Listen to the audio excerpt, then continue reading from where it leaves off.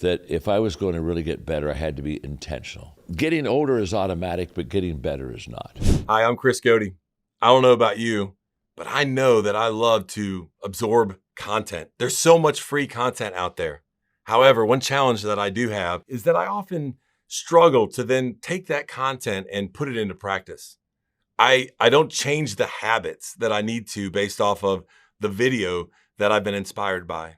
If that's you, I want you to watch this video, and then I would love for you to comment, and we would love to hear your thoughts below. Oh, really?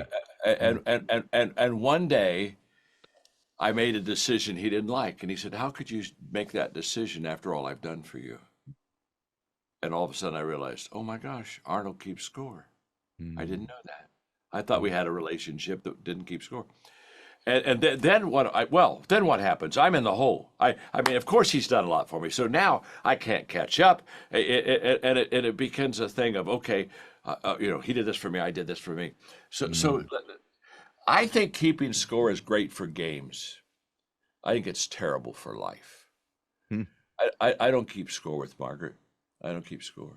And the reason I don't keep score is what kind of a marriage is it? So I said, Margaret, let me explain something. You remember 2 weeks ago when you did that? And because you did that, over here, that isn't a marriage. Now why don't we just get a table and have a negotiating time here? There's no love there. There's no care there. There's no compromise there. There's no, oops, I'm sorry, I can be patient here. And so therefore, I think that keeping score makes us transactional when we should be transformational. And there's a world there between a transactional person who is always looking for the edge. I got to win here. And by the way, let me tell you something. I don't even like to win and have the other person lose. If I can't win with the other person winning, where's the joy of, oh, well, I did a good deal and they're going to lose a couple million, but I'm going to get that. And I mean, and by the way, if you come to the table and you lose once, and I say, come back to the table. You don't want to come back to the table. Why would you come back to the table with me? Because all you have is the fact that the last time I took from you. And so I think high road leaders, they want more for their people than from their people. And I think there's a big difference for that. And if I can't help the other person win, honestly, I'm not interested in the game. I'm not, because my goal isn't to win. My goal, I mean, who wants to cross the finish line alone? I want to cross the finish line with you, Ed. I want to cross everybody on your podcast. I want you to be at the finish line with me. Why? I don't want you to be in the stands cheering. I don't need cheerleaders. I want you to be in the game with us, and let's cross it together. And I just think that it is a very fulfilling, significant life when you don't have to always win, and when you say, no, I think it's their turn. I think I want them to get a win under their belt right now, and there's something very beautiful about that spirit, and of course because I'm a Christ follower again, there are, oh my gosh, there are dozens of Jesus illustrations I can say where he didn't win. He didn't have to fight for himself, didn't have to jump up and down and say, no, I'm right. Don't you know who I am? I am the Son of God. I mean, excuse me, this is not even territory here. No, he had the ability to love unconditionally and sometimes walk away. And I think it's very important. When people come to me, I want them to say, he adds value to me, not, I wonder what he wants from me. Wow. I don't like that. Yet at the same time in the book, you do talk about being conscious. A high road leader will give more than they take. Yes. Yeah, here's the difference. I don't keep score, but I do keep track. And what I found is the moment you add value to people and they look at you and they say, my life is better because of you, that is your most important moment in helping develop leadership relationships with people. And I've spent my life specifically helping people get better. I had a lady the other day come to me and said, I know why you're successful. I said, oh, good, tell me why. She said, you're very successful helping people become very successful. I said, yeah, I do that. That's what I do. I help people get better. And when you help people get better, they're yours for life. Not yours for life like slaves, they're yours for life as far as connection and relationship. And when people say, well, how do your book sell so well? Well, it's a John Maxwell book. And John Maxwell helps people, and he adds value to people. Oh, there's a title. Well, what's the title? It doesn't matter. It's a John Maxwell book. And so that the ability to find these 5 lanes. Then when you get a lane, obviously you could add more lanes to it. But so, in leadership, I probably have about a 12-lane freeway in leadership. In some things it would be less lanes, but I tell people, you pick a lane and get it, and then you add another lane, and after a while you can move a lot of stuff down the road. So that would be the second catalyst, and then the third one was I really worked hard getting around great people. We hear the phrase "who luck," which is who you know is important. I realized very early that I needed to get around great people. So I did everything in my power to meet people that were bigger than me, better than me, faster than me, smarter than me. I have an expression that says, if you're the head of the class, you're in the wrong class. I have never been in the head of the class in any area. I still am not. If I'm at the head of the class, I get out of that class so quick, because if you're at the head of the class, all you're doing is talking to people about what you do, and you're not growing.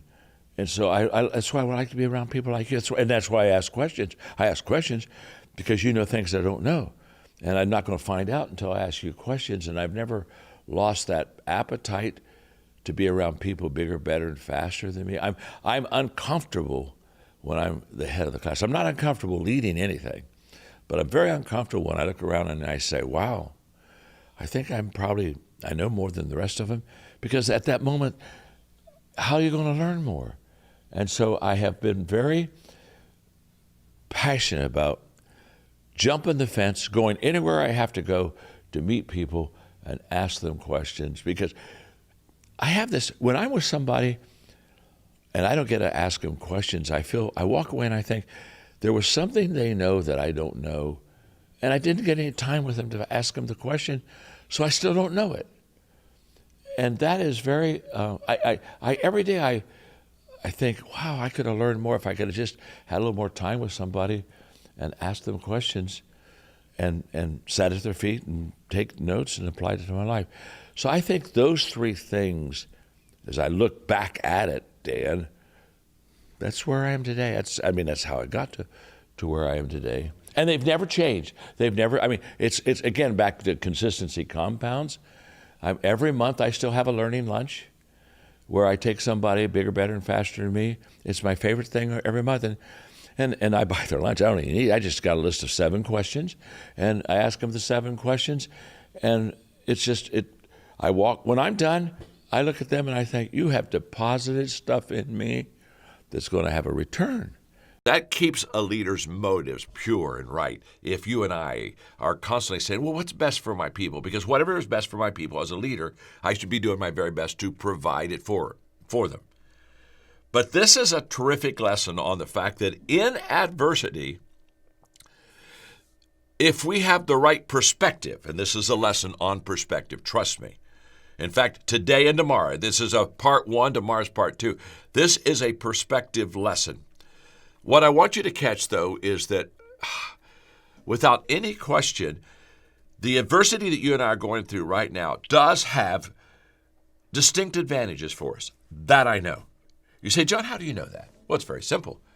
Every crisis and every adversity in the history of the world has turned into terrific advantage for society. Again, I remember I mentioned yesterday, every medicine you take was because there was an adversity, a problem. Somebody had something that needed to be cured, so somebody went and invented a medicine. In other words, good things come out of bad things if you have the right perspective. If you have the wrong perspective, that's not true. So this lesson is on how do I take the adversity and gain some advantage out of it for myself, for my family, for my community, for others. And when I go to perspective, here's the quote: how we view things is how we do things. So it's possible for 2 people to view adversity and have 2 different responses to that adversity. One, takes adversity and turns it into an advantage, and the other one takes adversity and says, oh, I'm at a disadvantage, and I'm a victim, and they just basically lay down, and instead of getting better, they get worse. Same adversity, same situation, two total different responses. Now, the responses are based upon a person's perspective. Let me give you an example. Albert Einstein, there's a brilliant fellow. Albert Einstein said this: in the middle of difficulty lies opportunity. Now, I've loved that statement for quite some time, and I share it with you because I think there's something very interesting in what Albert Einstein said. He said it was in the middle. In the middle. In fact, when I put that quote in here, I capitalized all the letters on middle. In the middle of difficulty lies opportunity. You know what Einstein was saying? He's saying you have got to get into the crisis. You have got to get into the middle of the problem before you see how to get opportunity out of it. Because at the beginning, we don't understand how deep the problem's going to be. It doesn't affect us enough to take away our options so that all of a sudden we get desperate for an answer. It's not at the end. If by the end we haven't seen opportunity, to be honest with you, we just passed it. The door was back in the middle. But in the middle of difficulty, adversity, crisis, that's where Albert Einstein said, that's where we find opportunity. It's that type of thinking, perspective for you and me that I want to talk about because trust me on this, if we have the right perspective, we're going to find that to be very true. Once I have established that relationship of unconditional love, I've done that with my kids. My kids know. My kids haven't made every decision I would approve of. And I tell them, I said, unconditional love doesn't mean I approve of everything. It just means that whatever you do, I love you unconditionally. And so once they have that environment of unconditional love around them, then absolutely I can give my opinion. And by the way, unconditional love lets them give their opinion too, even though they know that it isn't going to be what mine is. And so the miss is this: when we love the issue more than we love the person, we're in trouble. I don't love any issue. There's no issue I don't love more than the person themselves. And once I establish I love you because I love you, period, because God created you, end of story. Now, we can work on issues all the time. And by the way, we will work on issues all the time because I'm safe to you. And a safe environment is essential. My mother unconditionally loved each one of us as children. She was so safe. I mean, when I got into trouble as a kid, I went to my mom. I mean, you don't usually go to a parent. You go to a friend and say, oh, dear, I screwed up. No, I go to mom because I knew mom loved me unconditionally. And that creates a safe environment. Then, once you have that safe environment to live in, now start leading, lay out what you think, and it gets better. But you got to love the person more than the issue. Oh my gosh, guys, I would write that word safety down. It's one of the words leaders don't emphasize, don't think about, don't focus. And I think it's the fundamental that you create a safe environment. By the way, sometimes it's a little thing, like some of you guys that used to show up on time when you were younger, and as the company got bigger and you've made more money, now you show up later and later. That creates a lack. There's little things that your presence, your love, your belief, your structure, your equipping creates safety. That's the underlying message that's being sent, is we're safe here. And then you can explode and do anything you want from a safe place. Okay, so last question. This is just about you because I want to ask you stuff. Do you care about your own legacy as a leader? And if you do, what do you want it to be? Wow. Well, yeah, I care about what I value. Jack Welch and I had a conversation before he passed away that was life-changing to me. He said to me something that I had never thought before, and it was kind of like, oh, this is going to help me. Of course, he was CEO for many years of General Electric. He said, John, don't put your legacy in an organization. Put it in people. He said organizations over time, they just change. They different people lead them for different reasons and different agendas. But he said, put it in people. In fact, that was probably the motivating talk that got me started with my coaching company, which we have the largest coaching company in the world. Is I said I want to develop coaches that I could put my legacy into. But so when people ask me about what I want my legacy, I want my legacy to be two things. I want people that knew me. I would, when I say my name is John, I'm your friend, that probably should go on my tombstone. Yes. My name's John. I'm your friend. It's that simple. It's this. I'm not complicated. I'm a very simple person anyway. The second thing I want is that in this life, I added value to leaders who multiplied value to others. I want my legacy to be in the leadership lane because multiplication begins there. If you can change a leader, you can change people's massive amount of people. But so it's in the heart. It's in my heart, and it's in the heart of my people. And I honestly think that when I die, I'll never die. To be honest with you, I think that the principle and the truth will still live, and those values will still go on. But as far as John Maxwell, the person, I'm not interested in that at all. I have no desire to have museums or anything like that. None of that stuff. I want it to be in the values of the heart. I want it to. That's where transformation starts in caring for people. I mean, people say, "Why are you still in the game?" There's only one reason I'm in the game. What I'm doing is changing lives and helping people.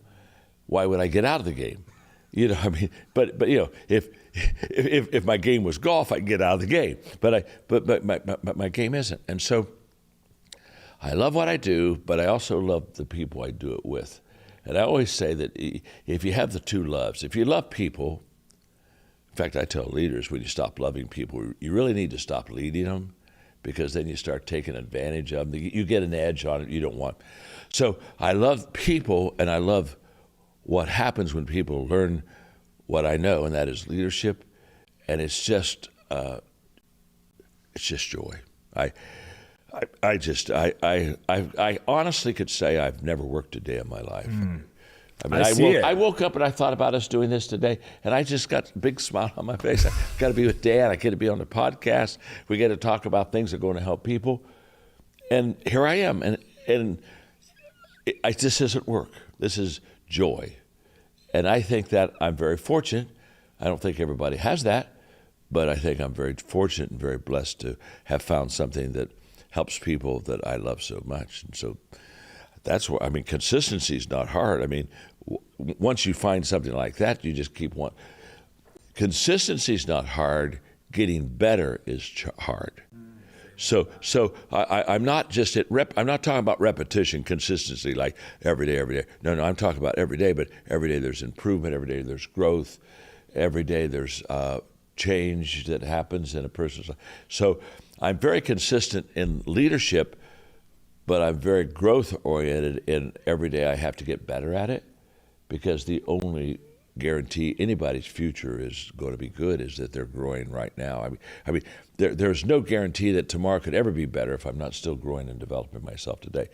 So there is a consistency of, I've done leadership, but I do leadership much better today than I did 50 years ago. You know what? In fact, I look back at some of my early books and I thought, can I get? In fact, sometimes I go to the publisher and I say, can I buy that book out? I mean, because I've learned so much more now.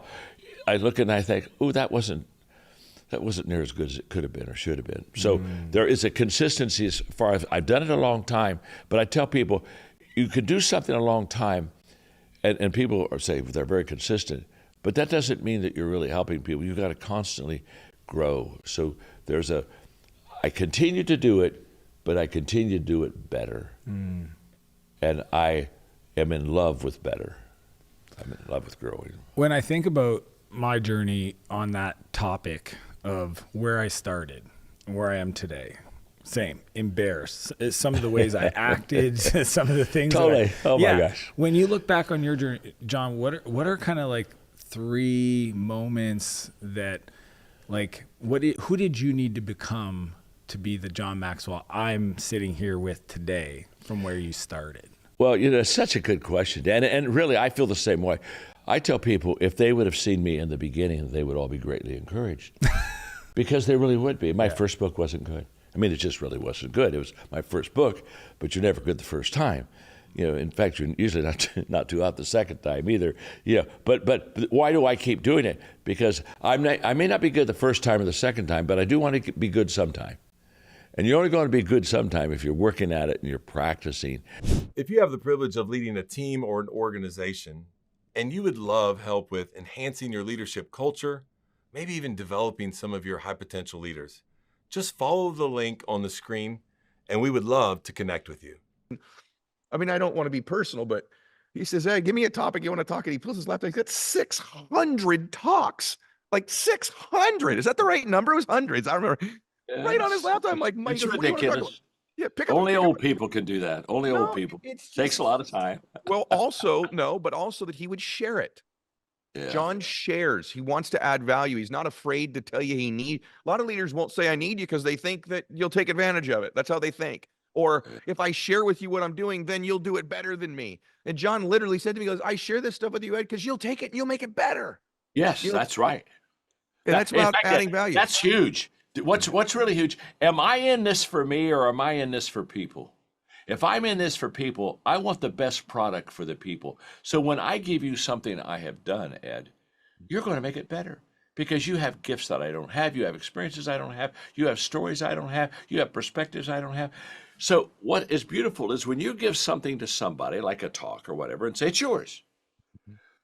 Their foundation doesn't start there. It starts up here because you've already raised the level. But then what happens, Ed?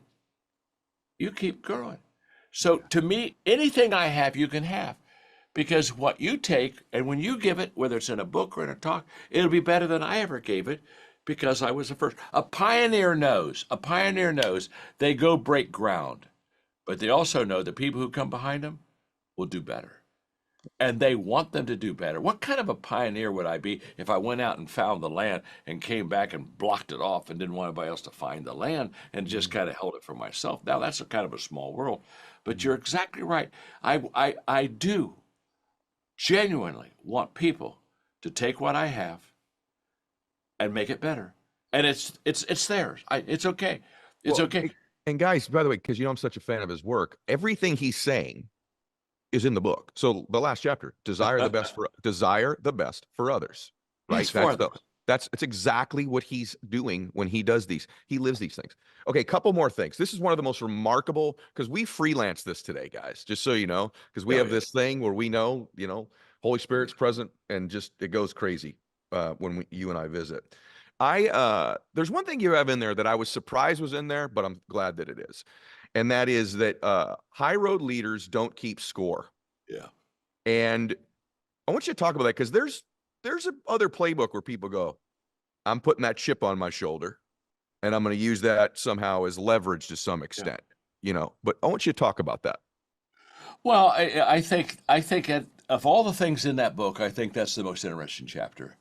Because I think a lot of people are transactional and they keep score. And somebody said, where did you learn that? Well, I learned that because I had somebody that I looked up to keep score on me. And there's something beautiful about people who know your weaknesses, your strengths, your humanness, and that they love you and they believe in you and they help you and they support you.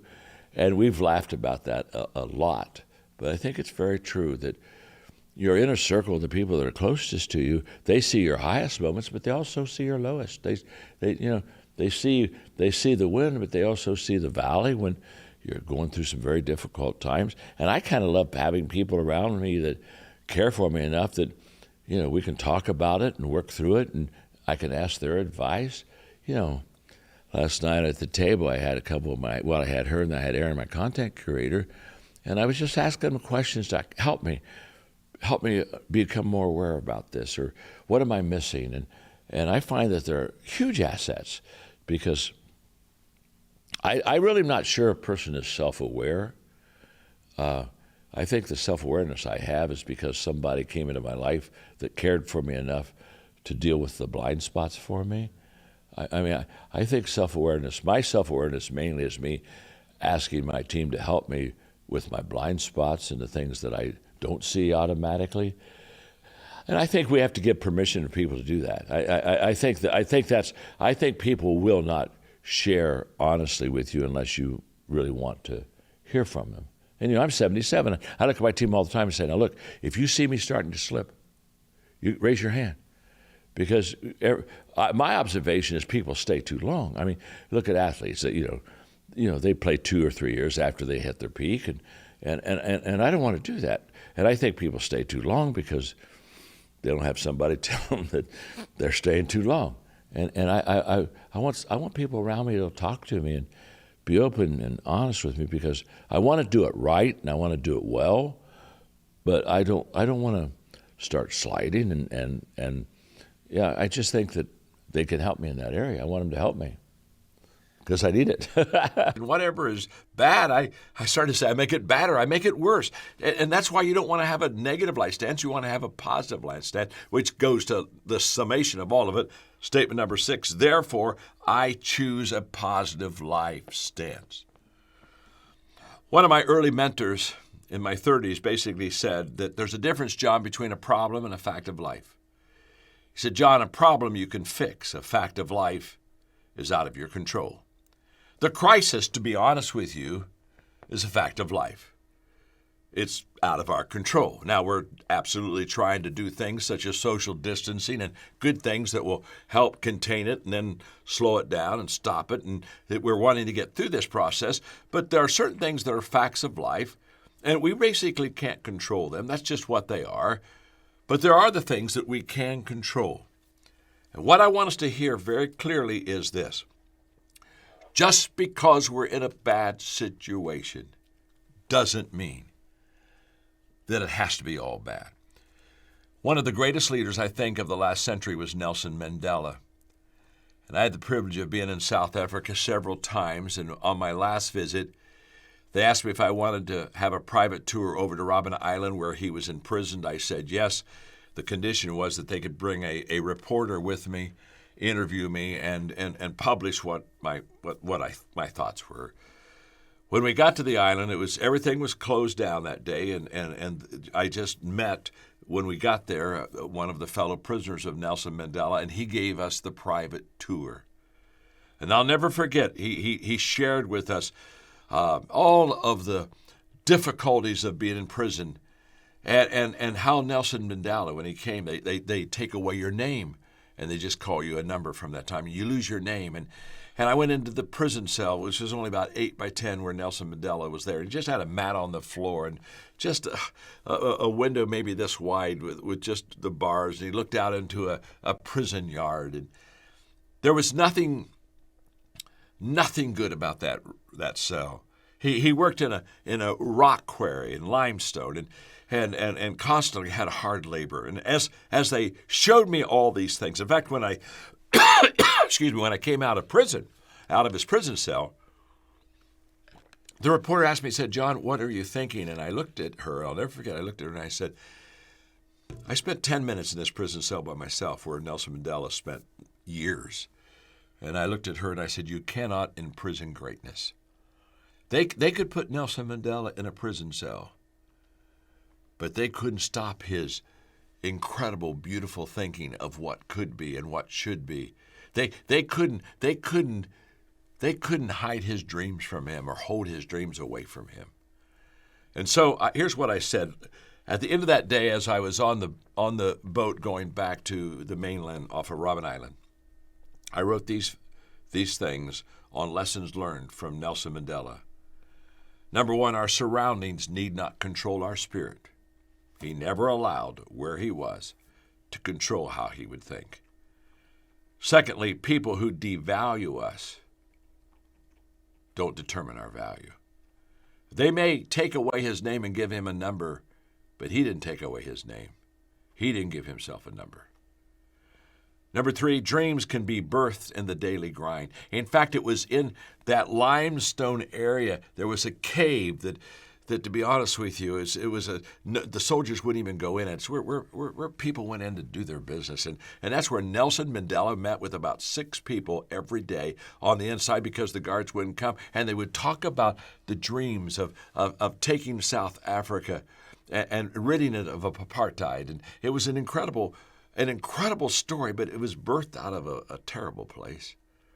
And finally, out of our brokenness, we can be made whole again and bring healing to others. If you're like me, you watch a video like that from Maxwell Leadership and you just get inspired.